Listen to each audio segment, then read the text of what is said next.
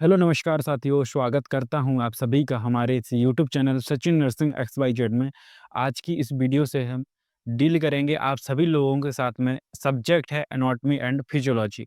Anatomy and सब physiology subject एक ऐसा सब्जेक्ट होता है जो आने वाले स्टूडेंट हैं बीएससी नर्सिंग में एडमिशन ले रहे हैं, जीएनएम में एडमिशन ले रहे हैं, तो उन्हीं के लिए हम ये वीडियो को स्टार्ट कर रहे हैं आज से। एनाटॉमी एंड फिजियोलॉजी, तो जो भी नए स्टूडेंट आ रहे हैं बीएससी नर्सिंग में एडमिशन ले रहे हैं, जीएनएम में एडमिशन ले रहे हैं, तो उनके लिए जो कॉलेज में जाएँगे तो उनको एनाटॉमी एंड फिजियोलॉजी सब्जेक्ट पढ़ाया जाएगा। उनको एनाटॉमी एंड फिजियोलॉजी सब्जेक्ट पढ़ाया जाएगा तो उनको क्या है कि इतने जल्दी समझ में नहीं आता है एनाटॉमी एंड फिजियोलॉजी। इससे वो कहें कि पहले से ही अगर एनाटॉमी एंड फिजियोलॉजी थोड़ा बहुत पढ़ेंगे अ, तो वहाँ पे क्या है उनको समझ में आ जाएगा। इसीलिए हमने यहाँ से स्टार्ट किया है एनाटॉमी एंड फिजियोलॉजी।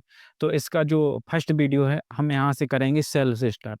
हम सेल से स्टार्ट कर रहे हैं। यहाँ का जो पहला वीडियो है इंट्रोडक्शन का, जिसमें टर्मिनोलॉजी है और पोजीशन है, वो सब क्या है फर्स्ट वीडियो में हमने अपलोड कर दिया गया है। इसके बाद हम जो सेकंड वीडियो है इसमें हम बात करने वाले हैं।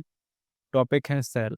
ये लेक्चर कौन सा है, लेक्चर है यह सेकंड सेकंड लेक्चर है। फर्स्ट लेक्चर हमने कर दिया गया है जिसका इंट्रोडक्शन हम हमारे इस यूट्यूब चैनल पर डला है, उसको मैं डिस्क्रिप्शन में डाल दूंगा तो आप देख लेना वहाँ से। तो आज हम स्टार्ट कर रहे हैं सेल।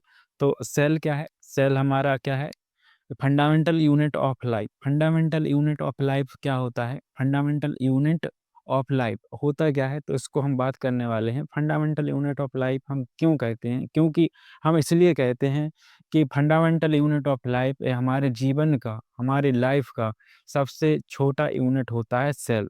सबसे छोटा यूनिट होता है सेल, इसीलिए हम इसे फंडामेंटल ऑफ लाइफ कहते हैं। और जितने भी इसेंशियल काम हैं बॉडी के वो खुद से कर सकता है। उसी को हम क्या कहते हैं, fundamental unit of life. Essential काम क्या होते हैं, जैसे कि डाइजेशन हो गया और एनर्जी बनाना हो गया और ग्रो करना हो गया, वो सब काम कौन करता है, हमारा जो फंडामेंटल यूनिट ऑफ लाइफ है सेल है, वो क्या करता है, ये सब काम करता है। इसके बाद अगर हम बात करें self replicating structure. Self replicating structure क्या होता है, सेल्फ रिप्लिकेटिंग स्ट्रक्चर वो होता है कि जब जैसे सेल है तो वो खुद से क्या करती है, रिप्लिकेटिंग डबल डुप्लीकेट वो कर सकती है, उसी डुप्लीकेट स्ट्रक्चर बना सकती है, उसी को हम क्या कहते हैं, सेल्फ रिप्लिकेटिंग स्ट्रक्चर कहते हैं। तो यहाँ पे क्या है, एक से दो जैसे सेल है, फॉर एग्जांपल ये सेल है, एक से दो बना रही है, दो से चार बना रही है। सेल डुप्लीकेट बना सकती है, उसी को हम सेल्फ रिप्लिकेटिंग स्ट्रक्चर कहते हैं। इसके बाद है the first cell observe. Main point, बहुत ही इंपॉर्टेंट पॉइंट है। The first cell observe and named Robert Hooke. Robert Hooke ने क्या सबसे पहले सेल का ऑब्जर्व किया था, सबसे पहले ऑब्जर्व किया था रॉबर्ट हॉक ने, जो 1665 में इन्होंने सेल को ऑब्जर्व किया था। किससे किया था, स्लाइस ऑफ कॉर्क। कॉर्क सभी लोग जानते होंगे, नहीं जानते होंगे तो स्क्रीन पर दिख रहा होगा एक इमेज है, उसमें जो पेड़ है, पेड़ की जो ऊपर की लेयर होती है, उस लेयर का कुछ स्लाइस टुकड़ा लेके उन्होंने क्या किया था, उसको माइक्रोस्कोप में रख के देखा था, तो उसमें छोटे छोटे बॉक्स दिखाई दिए थे, उसी का नाम उन्होंने सेल रखा था। उसी का नाम उन्होंने सेल रखा था। इसके बाद है some organism consist of unicellular organism, other are multicellular। तो यहाँ पे क्या है कि यूनिसेलुलर क्या होता है, यूनिसेलुलर क्या होता है, यूनिसेलुलर होता है कि एक सेल से ही बना ऑर्गेनिज्म, वो क्या है, यूनिसेलुलर होता है, और एक ही सेल से वो सब कुछ काम करता है, उसी को हम यूनिसेलुलर कहते हैं। यूनिसेलुलर का एग्जांपल बैक्टीरिया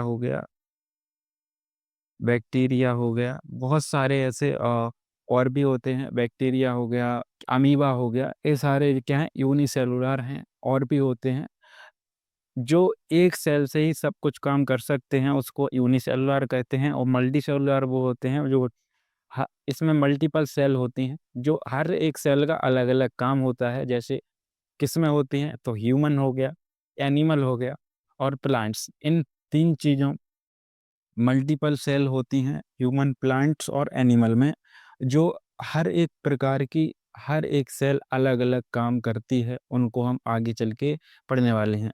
और इसके बाद अगर हम बात करें डायमीटर, डायमीटर कितना हो 2 से लेके 120 माइक्रोमीटर, 2 से लेके 120 माइक्रोमीटर क्या होता है, डायमीटर होता है, जो हर एक सेल का अलग-अलग डायमीटर होता है।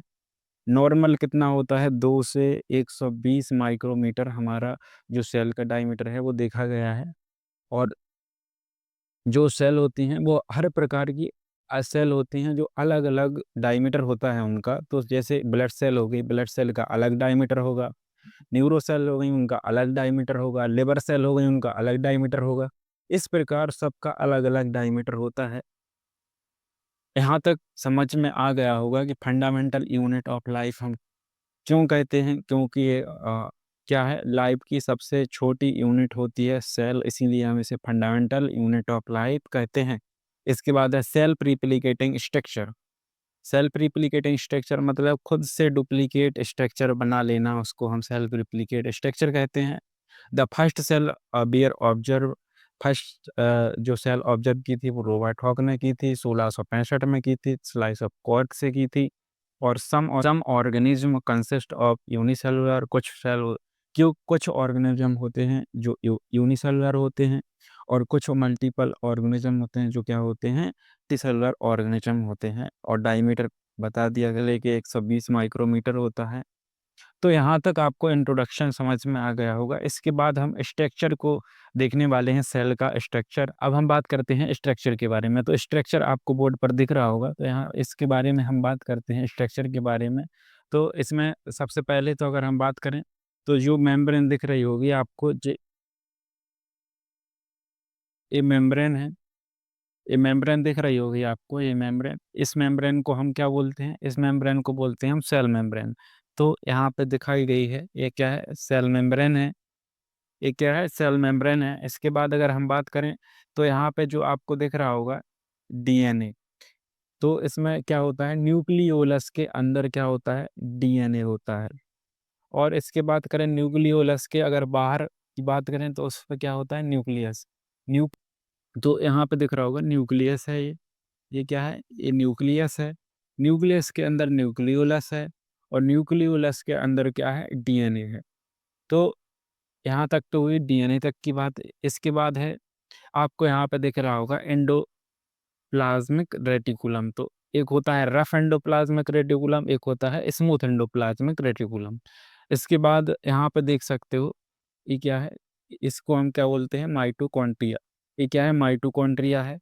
और यहाँ पे दिख रहा होगा गोल्जी कॉम्प्लेक्स, इसको हम क्या बोलते हैं, गोल्जी कॉम्प्लेक्स बोलते हैं। और जो डॉट डॉट दिख रहा होगा इसको हम क्या बोलते हैं, राइबोसोम बोलते हैं। और जो यहाँ पे एक स्ट्रक्चर दिख रहा होगा आपको, तो इसको हम क्या बोलते हैं, सेंट्रियोल बोलते हैं। तो यहाँ तक तो हुई बात सेल स्ट्रक्चर के बारे में। तो सेल स्ट्रक्चर को हमने अभी देखा है, इसके फंक्शन जो पढ़ने वाले हैं वो हम आगे पढ़ेंगे फंक्शन के बारे में। अभी हमने सिर्फ इसका स्ट्रक्चर को आप सभी लोगों के साथ में देखा है। इससे पहले हम सेल की थ्योरी को पढ़ेंगे, उसके बाद हम इसके फंक्शन को देखेंगे। तो चलिए अब हम देखते हैं सेल थ्योरी। अब हम बात करने वाले हैं सेल थ्योरी के बारे में कि सेल थ्योरी दी किसने थी। तो सेल थ्योरी प्रस्तावित किया था किसने, मैथिस सिलेडेन, मैथिस सिलेडेन एंड थियोडर सोएन ने। कब किया था, 1839 में। तो जो मैथिस सिलेडेन एंड थियोडर सोएन ने कहा था कि जितने भी लिविंग थिंग्स हैं, जितनी भी जीवित चीजें हैं, वो सब किससे बनी हैं, सेल से बनी हैं। और जो मैथिस सिलेडेन थे, मैथिस सिलेडेन क्या थे, ये बॉटनिस्ट थे। ये क्या थे, बॉटनिस्ट थे।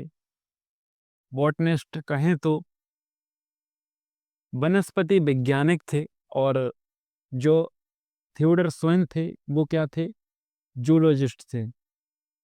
ये क्या थे, जूलॉजिस्ट थे, जूलॉजिस्ट थे, प्राणी वैज्ञानिक थे थियोडर सोएन। और मैथिस सिलेडेन थे, वो क्या थे, बॉटनिस्ट थे, वनस्पति वैज्ञानिक थे। इसके बाद बात करें तो दोनों ने ही क्या मिलकर क्या दी थी, सेल थ्योरी दी थी। इसके बाद हम बात करें इन्होंने क्या कहा था, इन्होंने कहा था कि जितने भी लिविंग थिंग्स हैं वो क्या हैं, चीज़ें हैं, जो लिविंग ऑर्गेनिज़्म हैं वो क्या हैं, सेल से बने होते हैं। और जो लिविंग थिंग्स यहाँ पे लिखा गया है, living things are made up of cell, जितने भी लिविंग थिंग्स हैं वो क्या हैं, सेल से बने होते हैं। Cell are the smallest working unit of all thing living things. तो स्मॉलेस्ट वर्किंग यूनिट है, जो सबसे छोटी यूनिट, स्मॉलेस्ट वर्किंग यूनिट है, जो काम करने वाली सबसे छोटी अगर बात करें तो वो क्या है, सेल है। हमारे बॉडी में जो काम सबसे छोटी इकाई है वो क्या है, सेल है। तो सेल बहुत सारी हमारी लाइफ की एक्टिविटी को क्या करती है, करवाती है। जैसे कि हो गया क्या, बॉडी से वेस्ट को निकालना हो गया, एनर्जी बनाना हो गया, और डाइजेशन हो गया। ऐसे बहुत सारी एक्टिविटी हमारे सेल से होता है। और इसके बाद अगर हम बात करें कि all cell come from pre existing cell through cell division. तो प्री एग्जिटिंग सेल क्या होता है, प्री एग्जिटिंग सेल वो होती हैं जैसे कि पुरानी सेल है, पुरानी सेल से नई सेल बनेगी, उसी को हम क्या कहेंगे, प्री एग्जिटिंग सेल कहेंगे। जो थ्रू किसके थ्रू होती है, सेल डिवीजन के थ्रू होती है, उसी को हम प्री एग्जिटिंग सेल कहते हैं। जो पुरानी सेल है उसी से नई सेल बन रही है, उसी को हम प्री एग्जिटिंग सेल कहेंगे। इसके बाद अगर हम बात करें, यहाँ तक समझ में आ गया होगा कि जो इसने प्रस्तावित किया था, मैथिस स्लेडेन और थियोडर सोइन ने 1839 में सेल थ्योरी को दिया था। All living things are made up of cell, सभी जितने भी जीवित चीज़ें हैं वो सब किससे बनी हैं, सेल से बनी हैं। और cell are the smallest working unit, body की सबसे स्मॉलेस्ट वर्क करने वाली अगर चीज़ है तो वो है सेल। और सेल डिवीजन जो है वो क्या है, प्री एग्जिटिंग सेल, जो थ्रू किसके होता है, सेल डिवीजन के थ्रू होता है। इसके बाद हम बात करते हैं नेक्स्ट, अब हम बात करते हैं कंस्टिट्यूट। अब हम बात करते हैं कंस्टिट्यूंट की। कंस्टिट्यूंट क्या होता है, different substance that make a cell are collectively collect protoplasm. अब क्या है कि सेल को बनाने वाले अलग अलग सब्सटेंस, सेल को बनाने वाले अलग अलग सब्सटेंस ही क्या कहलाते हैं, हमारे प्रोटोप्लाज्म कहलाते हैं। अब इसमें क्या होता है, इसमें अगर बात करें तो न्यूक्लियस और प्लस साइटोप्लाज्म क्या बनता है, प्रोटोप्लाज्म। अब प्रोटोप्लाज्म इज कंपोज्ड ऑफ, इसकी अगर बात करें तो, अगर सेल में बात करें तो वाटर कितना होता है सेल में, 70 से 90% वाटर होता है सेल में। कार्बोहाइड्रेट होता है, लिपिड होता है, प्रोटीन होता है, और इलेक्ट्रोलाइट होता है। इलेक्ट्रोलाइट क्या है, इलेक्ट्रोलाइट सोडियम हो गया, कैल्शियम हो गया, फॉस्फेट हो गया, मैग्नीशियम हो गया, क्लोराइड हो गया। ऐसे बहुत सारे जब इसमें क्या होता है, सब्सटेंस होते हैं। और इसी को हम क्या कहते हैं, इलेक्ट्रोलाइट कहते हैं। अब बात करते हैं, हमने क्या क्या पढ़ा है, हमने सबसे पहले इंट्रोडक्शन पढ़ा है।